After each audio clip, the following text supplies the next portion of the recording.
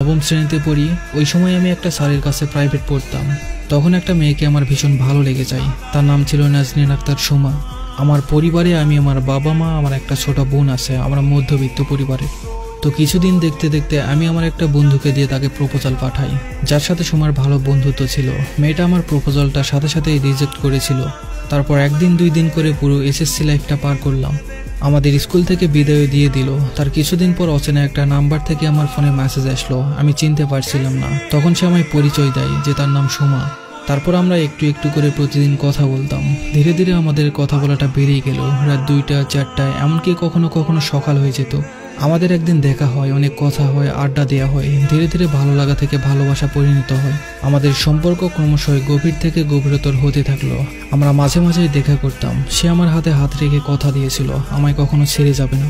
তারপর আমাদের কলেজ জীবন শুরু হয়। দুজনের পথ হয়ে গেল আলাদা। সে রংপুর পলিটেকনিকে ভর্তি হলো, আর আমি ভর্তি হলাম জেনারেলে RDA কলেজে। আমি থাকলাম বগুড়াতে, আর সে থাকলো রংপুরে। আমাদের দূরত্বটা বেড়ে গেল, তবে সেই দূরত্বটা ছিল কেবলমাত্র পথের। আমাদের মনের মিল সব সময় ছিল। সে যখন প্রথম রংপুরে যায় তার বড় ভাইয়ের সাথে, আমি তখন তাকে দেখার জন্য বাস স্টপ পর্যন্ত যাই। নিজের প্রিয় মানুষকে নিজের চোখের সামনে যেতে দেখে সেদিন আমি আমার কান্না ধরে রাখতে পারছিলাম না। তারপরেও আমাদের সম্পর্কটা সব ঠিকঠাক ছিল। কিছুদিন যাওয়ার পর সে হঠাৎ করেই বলে ফেললো সে আর এই সম্পর্ক রাখতে চায় না। আমি অনেক বুঝালাম তাকে যে তুমি আমায় কথা দিয়েছিলে যে কখনো ছেড়ে যাবে না, তাহলে আজ কেন এমন করছো। সে আমায় বলল, পারলে আমায় ক্ষমা করে দিও, আমি এই সম্পর্ক রাখতে পারবো না। আমি আমার মাকে দিয়েও কথা বলিয়েছি, তবে তার কথা একটাই ছিল, সে সম্পর্ক রাখবে না। আসলে দূরত্ব বেড়ে গেলে যে ভালোবাসাও কমে যায়, এটা আজ বুঝতে পারলাম। আমি এসব শুনে অনেক কান্না করেছিলাম, ভেঙে পড়েছিলাম। নিজেকে সামলাতে না পেরে সুইসাইড করার চিন্তা করলাম। আমি আর এই পৃথিবীতে থাকতে চাই না, তাই বিষ পান করলাম। আমার শরীরে যখন বিষটা প্রবেশ করলো, আমি 2 মিনিটের মধ্যে শরীরের সমস্ত শক্তি হারিয়ে ফেললাম। বুকের ভেতরটা আগুনের মতো দাউ দাউ করছিল। কষ্টে বুকটা ফেটে যাচ্ছিল। তবুও বারবার করে তার কথা মনে পড়ছিল। তার সাথে কথা বলার অনেক চেষ্টা করছিলাম, কিন্তু ওই সময়টা একটুও কথা বলতে পারছিলাম না। তখন আমার মা আমাকে দেখে ফেলে এবং আমার পাশে আসে। কি করবে ভেবে পাচ্ছিল না, খুব কান্না করছিল আর বলছিল, বাবা তুমি এমন কাজ কেমনে করতে পারলে, আমাদের কথা একটুও ভাবলে না।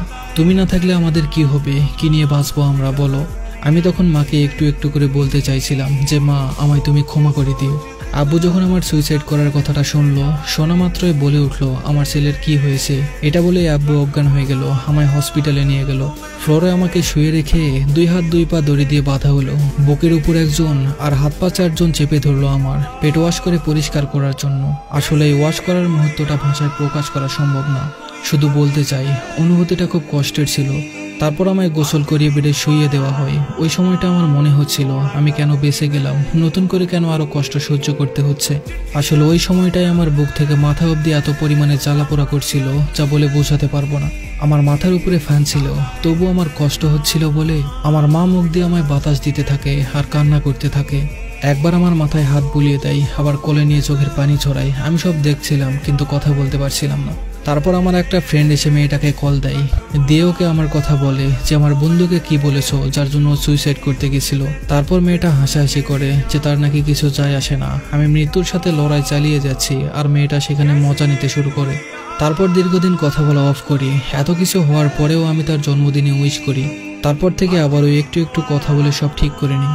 সে আমাকে বলতো তার এসব করা মোটেও ঠিক হয়নি। আমার পরিবারেও তাকে মেনে নিয়েছিল। এত কিছুর পরেও তাকে মেনে নিয়েছিল, কারণ বাবা মা কখনোই চায় না তাদের সন্তান কষ্ট পাক। যদি তাদের সন্তান সেই মেয়েটাকে পাওয়ার পর সব কষ্ট ভুলে সুন্দর করে জীবন গুছিয়ে নিতে পারে, তাহলে এর থেকে আনন্দের আর কি হতে পারে। তবে সবার বাবা মা যে এমন তা কিন্তু না। বিশেষ করে আমার মা আমাকে এখনো কোলের শিশুর মতো করে ভালোবাসে। তারপর মেয়েটা আবারও আমার জীবনে আসলো। এসে প্রায় 6 মাসের মতো সম্পর্ক রাখলো। তারপর আবারও আমায় ছেড়ে গেল। আমার সকল নাম্বার ব্লক করে দিল। তারপর আমি তার কাছে যাওয়ার জন্য প্রস্তুতি নিলাম। বাসায় মিথ্যা বলে রংপুরের উদ্দেশ্যে রওনা দিলাম। গিয়ে অনেক চেষ্টা করলাম তার সাথে যোগাযোগ করার, কিন্তু কিছুতেই পারছিলাম না। তার তখন স্মার্টফোন ছিল না, তাই আমি ফোনে কথা বলার জন্য 3টা সিম নিয়ে যাই। আমি যেই নাম্বার থেকে তাকে কল করতাম সে সেই নাম্বারটা ব্লক করে দিত। আমি তার জন্য ছোট্ট একটা গিফট নিয়ে গেছিলাম। অনেক চেষ্টার পর যখন তার সাথে দেখা করতে পারলাম না, তখন তার এক বান্ধবীর হাতে গিফটটা দিয়ে চলে আসি। আর জানি না তার হাতে জিনিসটা গিয়ে পৌঁছেছে কিনা। তবে আমি অনেক কষ্ট নিয়ে, অনেক ভরসা নিয়ে এত দূর পথ অতিক্রম করে তার কাছে গেলাম, কিন্তু তার দেখা পেলাম না। একদিন সে হঠাৎ করে মেসেজ দিয়ে বলে, নীরব তুমি রিল্যাক্স থাকো, ভালো থাকো, নিজেকে স্বাভাবিক রাখো প্লিজ। আমার দিক থেকে আর কোনো রিপ্লাই যায়নি, কারণ আমি তাকে কথা দিয়েছিলাম যে আমি আর তোমাকে কোনোদিন বিরক্ত করব না। বন্ধু বান্ধব, আত্মীয় স্বজন, পরিবারের কেউ কখনো আমায় ভেঙে দিতে পারেনি, কিন্তু একটা মেয়ে আমার জীবনটা নষ্ট করে দেয়। যদি কখনো তাকে সামনে পাই, শুধু একটা কথাই বলতে চাই, আমি তোমাকে সেই প্রথম দিনের মতোই ভালোবাসি। বর্তমান সময়ে সে আর আমার কোনো খোঁজ খবর নেয় না, তাই আমিও তাকে বিরক্ত করি না।